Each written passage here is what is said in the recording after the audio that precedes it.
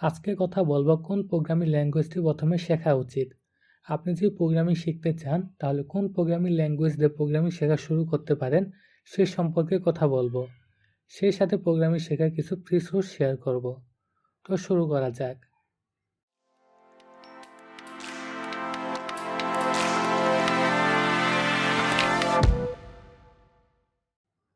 শুরুতেই ছোট একটি তথ্য জেনে নেওয়া যাক। আপনি কি জানেন পৃথিবীতে কতটি প্রোগ্রামিং ল্যাঙ্গুয়েজ রয়েছে? উইকিপিডিয়ার তথ্য অনুসারে পৃথিবীতে প্রায় 700 প্রোগ্রামিং ল্যাঙ্গুয়েজ রয়েছে। এত শত প্রোগ্রামিং ল্যাঙ্গুয়েজের মধ্যে আপনি কোনটি শিখবেন? কোনটি দিয়ে শেখা শুরু করলে আপনার জন্য ভালো হবে? এখন আসি সেই প্রসঙ্গে। আপনি চাইলে পাইথন বা সি যে কোনো একটিতে প্রোগ্রামিং শেখা শুরু করতে পারেন, কিন্তু দুটো একত্রে শিখতে যাবেন না, সেক্ষেত্রে বিষয়গুলো কঠিন হয়ে যাবে। যখন শিখবেন তখন যে কোনো একটি শিখবেন।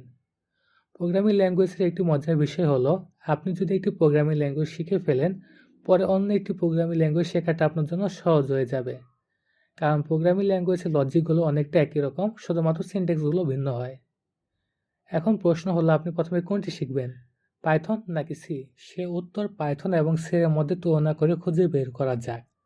প্রথমে যে বিষয়টি দেখব সেটি হলো ইউজেস। এই দুটো ল্যাঙ্গুয়েজের মধ্যে কোনটি সহজ? এক কথায় যদি বলি তাহলে দুটো ল্যাঙ্গুয়েজের মধ্যে পাইথন সহজ।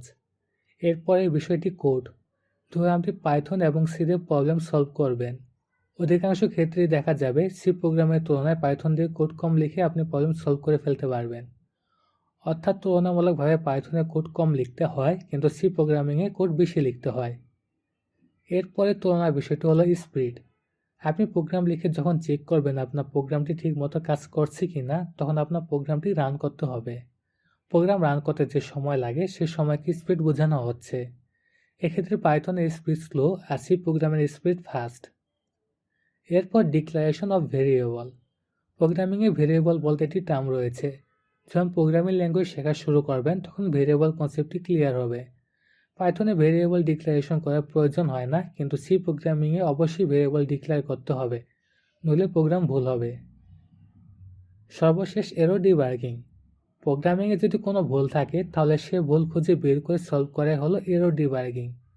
পাইথনে ভুল খুঁজে বের করা সহজ এবং তা সলভ করাও সহজ, কিন্তু সি প্রোগ্রামিংয়ে ভুল খুঁজে বের করে সেটি সলভ করা পাইথনের তুলনায় কঠিন। তো দেখা যাচ্ছে পাইথনে কোড কম লিখতে হয়, ভেরিয়েবল ডিক্লেয়ার করার প্রয়োজন হয় না, এরও সহজে খুঁজে বের করা যায়। তাই পাইথন সি প্রোগ্রামের তুলনায় সহজ। আপনি যদি সহজটি শিখতে চান তাহলে আপনি পাইথন দিয়ে প্রোগ্রামিং শেখা শুরু করতে পারেন, কিন্তু আমি আপনাকে সাজেস্ট করব সি প্রোগ্রামিং দিয়ে শিখতে। কারণ প্রথমে বলেছিলাম, আপনি যদি একটি প্রোগ্রামিং ল্যাঙ্গুয়েজ শিখে ফেলেন তাহলে অন্য একটি প্রোগ্রামিং ল্যাঙ্গুয়েজ আপনার জন্য শেখা সহজ হয়ে যাবে। আপনি যদি সি প্রোগ্রামিং শেখার পর অন্য প্রোগ্রামিং ল্যাঙ্গুয়েজ শেখেন তাহলে সেগুলো আপনার কাছে সহজ মনে হবে, আপনি সহজে বিষয়গুলো বুঝতে পারবেন। আর আপনি যদি সি প্রোগ্রামিং শেখার পর পাইথন শেখেন তখন পাইথন আপনার কাছে কিছুই মনে হবে না, পাইথন খুবই সহজ হয়ে যাবে আপনার কাছে। তাই পাইথন এবং সি এর মধ্যে আমি আপনাকে সাজেস্ট করব সি প্রোগ্রামিং ল্যাঙ্গুয়েজ শেখার জন্য। আপনার সুবিধার্থে পাইথন এবং সি প্রোগ্রামিং শেখার জন্য কিছু ফ্রি সোর্স শেয়ার করছি। এই সোর্সগুলো আপনি ডিসক্রিপশনে পেয়ে যাবেন। প্রতিটি ল্যাঙ্গুয়েজের জন্য 2টি করে ওয়েবসাইট এবং 2টি করে ইউটিউব প্লেলিস্ট রয়েছে। প্লেলিস্টের একটি বাংলা টিউটোরিয়াল এবং অপরটি ইংলিশ টিউটোরিয়াল। আপনি চাইলে এই সোর্সগুলো থেকে প্রোগ্রামিং শেখা শুরু করতে পারেন, বা আপনি চাইলে আপনার পছন্দ মতো অন্য কোনো সোর্স থেকেও শেখা শুরু করতে পারেন। এই ছিল আজকে discussion. Thank you for watching.